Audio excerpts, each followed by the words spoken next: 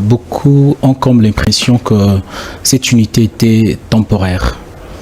À l'attente de vos propos, je me rends compte que vous êtes unis, mais il y a comme une sorte de contradiction par rapport à tout ce qui se passe sur les réseaux sociaux. Tout ce qui se passe comme quoi, par exemple? C'est-à-dire, récemment, vous venez de dire à, je vais dire, une femme qui essayait de mixer votre vidéo avec le pasteur Marcelo et vous l'avez recadré en disant que ce n'était pas le cas, vous n'étiez pas en train de prêcher pour attaquer votre frère ou répliquer à une attaque. Alors, nous sommes un peu confus. L'apôtre Paul a dit un jour, j'entends souvent certains d'entre vous dire, je suis de Paul, je suis d'Apollos, je suis de Céphas, Christ est-il divisé? On ne sait pas où aller. Ce que vous dites, nous acceptons justement, nous l'acceptons par la grâce du Seigneur, mais c'est un peu contradictoire par rapport à ce qui se passe sur Internet. Je dirais, je suis tombé comme ça en scrollant avant-hier. Quelqu'un dira, le prophète, regardez, mais je suis tombé sur ça. Je voyais Whisky du Nigeria avec Asake, qui est un artiste aussi, au programme, je crois, de Red Bull, si je me trompe. Ils étaient tous ensemble en train de chanter. Ces deux grands artistes nigérians. Aujourd'hui, vous allez tous les voir faire des featuring les uns avec les autres, être au studio, faire des projets communs. On a beaucoup, même d'artistes profanes qui font des projets communs aujourd'hui, des albums, mais très rare de voir chez les chrétiens. Et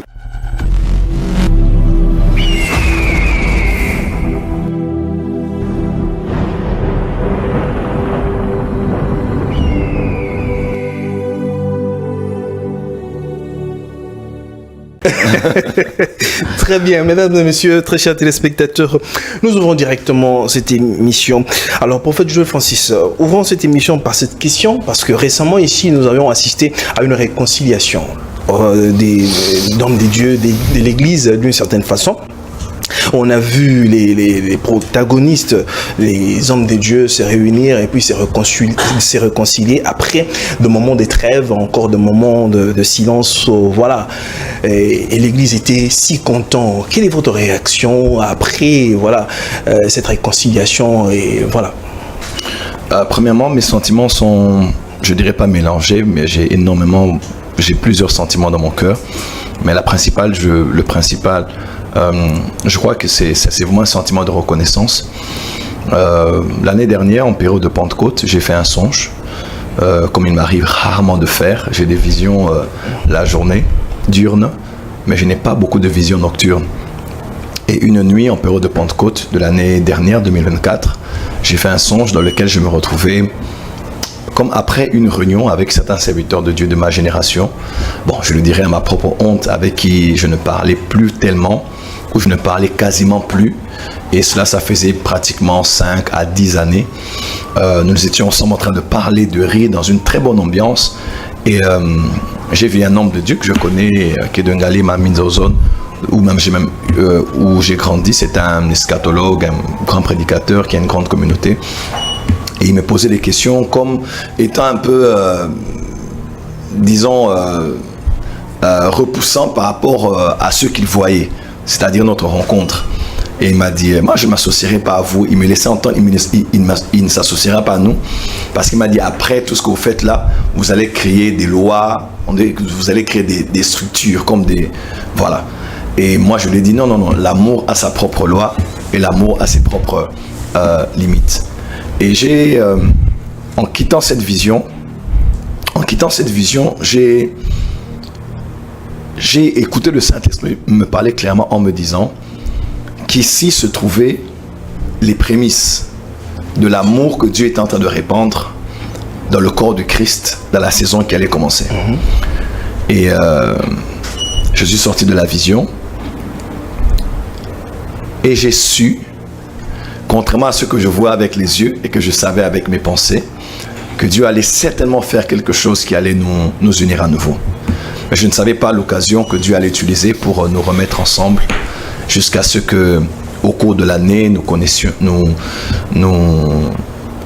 puissions rencontrer une tragédie. Un de nos frères avait perdu son épouse et tragédie autour de laquelle nous nous sommes tous retrouvés. Au-delà même de cette rencontre il y avait beaucoup de coups de fil déjà qui étaient passés ça et là, moi ainsi que certains serviteurs de Dieu ont parlé, et on a compris que c'était vraiment le Saint-Esprit qui nous remettait ensemble afin de produire cette réunification, cette unité.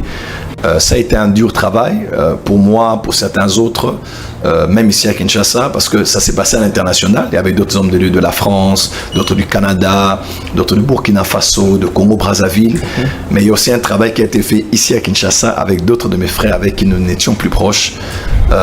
Nous nous sommes mis ensemble, un membre des nôtres a créé un groupe WhatsApp, nous sommes tous à l'intérieur, où nous parlons, nous échangeons les bons anniversaires, les nouvelles de deuil, les encouragements pour les programmes des uns, des autres, les échanges, les partages de la situation du pays. Donc, je suis reconnaissant pour ce que Dieu fait.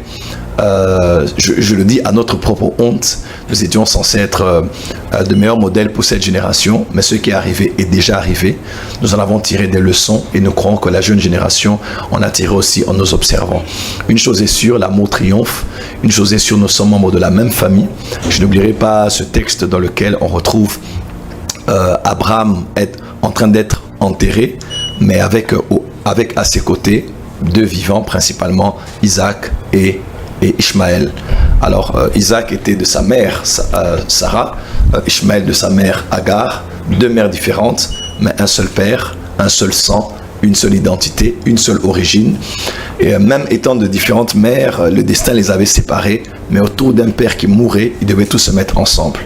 Alors si la mort a pu mettre ensemble Ishmaël et Isaac, à plus forte raison nous ne sommes pas autour de celui qui était mort, mais de celui qui est mort et bien plus qui est ressuscité le troisième jour.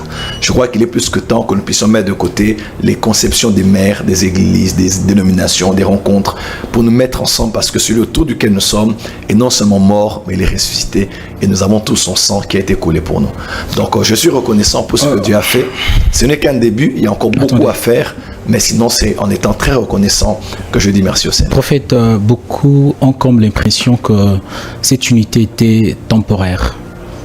À l'attente de vos propos, je me rends compte que vous êtes unis, mais il y a comme une sorte de contradiction par rapport à tout ce qui se passe sur les réseaux sociaux. Tout ce qui se passe comme quoi, par exemple? C'est-à-dire, récemment, vous venez de dire à, de dire à une femme qui essayait de mixer votre vidéo avec le pasteur Marcelo, et vous l'avez recadré en disant que ce n'était pas le cas, vous n'étiez pas en train de prêcher pour attaquer votre frère ou répliquer à une attaque. Alors, nous sommes un peu confus. L'apôtre Paul a dit un jour, j'entends souvent certains d'entre vous dire, je suis de Paul, je suis d'Apollos, je suis de Céphas, Christ est-il divisé? On ne sait pas où aller. Ce que vous dites, nous acceptons justement, nous l'acceptons par la grâce du Seigneur, mais c'est un peu contradictoire par rapport à ce qui se passe sur Internet. Je dirais, j'étais à Lubumbashi et une vidéo a été montée entre moi et celle de notre homme de Dieu, mettant en opposition par rapport à nos propos. Je dirais bien c'est un cas isolé. Il y a eu tellement de bonnes choses dont ils n'ont pas parlé pendant une année ou plus, depuis que Dieu a fait ces choses. C'est une vidéo juste, c'est un cas isolé, c'est pas un cas général. Et même, ça ne nous concernait pas du tout. J'ai pris le temps de recadrer cela parce que on est dans une société, c'est quand même triste, je dirais pas c'est tout le monde, mais je dirais qu'une bonne partie n'aime pas voir les gens ensemble. Okay. Dès qu'on voit deux musiciens ensemble, on sait là où ils vont terminer. Là, on voit deux gens se mettre ensemble pour faire un projet, on sait là où ça va en finir. Et c'est purement charnel et puis diabolique. Nous devons souhaiter le bien en voyant nos frères ensemble, que ce soit sur le plan ecclésiastique, même sur le plan séculier.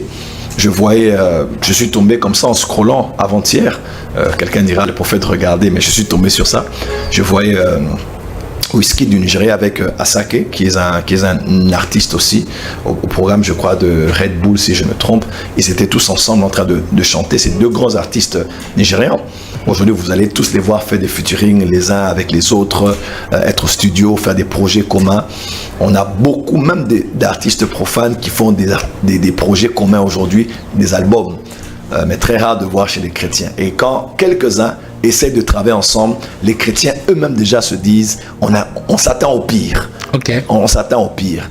Et même quand vous faites tout pour être bien, vous diront non, ça c'est l'apparence. Vous savez pas en secret qu'est-ce qu'il y a. Parce que en fait, les gens n'ont pas la culture du royaume. Jésus a dit heureux ceux qui procurent la paix, car ils seront appelés fils de Dieu. On n'est pas fils de Dieu parce qu'on appartient à une église ou parce qu'on dit seulement avoir reçu Jésus, mais quand on procure la paix au-delà des Nations Unies. Je crois qu'il est plus que temps que l'église cultive, travaille pour la culture de la paix. Moi, je suis très positif. Est-ce que tout est parfait? Non. Y a-t-il encore des contradictions entre nous? Peut-être. Sommes-nous encore en désaccord sur certains points doctrinaux? Bien sûr, mais l'apôtre Paul a dit, au point où nous en sommes, marchons d'un même pas. En tout cas, moi, j'étais très honnête et très sincère de tout mon cœur. Quand j'ai mis mes pieds dans cette réconciliation, je suis encore très positif jusqu'aujourd'hui. Je dirais que tout n'est pas encore fait, mais la Bible déclare dans Éphésiens 4, verset 3, « Efforcez-vous de maintenir l'unité de l'esprit par le lien de la paix. » Donc la paix, c'est bien. Hein? Tu sais, je disais à quelqu'un, aujourd'hui, actuellement, notre chef de l'État, je parle aujourd'hui d'ailleurs, il y a un accord qui doit être signé aujourd'hui autour du président américain à Washington. Les projecteurs du monde entier sont arrivés actuellement sur Washington. Hier déjà, je suivi le ministre de la communication et le porte-parole du chef de l'État qui parlait de ce sujet. Pourquoi? Parce qu'après 10 ans, 20 ans, 30 ans d'insécurité à l'est du pays, regardez avec moi le nombre de voyages que le chef de l'État a eu à faire. Moi, je voyage, vous voyagez aussi. Déjà, à notre âge, à notre niveau, faire 1-2 voyages, c'est fatigant. C'est très fatigant. Mais regardez le président, nos chefs de l'État qui a fait des voyages, non pas seulement lui, mais avec sa délégation. Et combien coûte un voyage? D'ici en Angola, d'ici en Éthiopie, d'ici aux États-Unis, d'ici en France, d'ici en Belgique, d'ici... Autant de voyages, on peut tout dire, mais c'est épuisant pour le corps. Et tout ça pourquoi? Pour la paix à l'Est. Pour la réconciliation aussi. La question qu'on se pose, combien coûte la paix? On connaît le prix de nos costumes, de nos chemises, de nos téléphones. Combien coûte la paix? Regardez ce qui se passe en Ukraine aujourd'hui. Les rencontres entre président Trump avec le président Vladimir Poutine, les rencontres qu'il y a eu au niveau de la France, des États-Unis, de la Chine, BRICS aussi, on a parlé. Combien coûte la paix? La paix n'a pas de prix. Hein? Et quand vous avez la paix, c'est bien être en paix.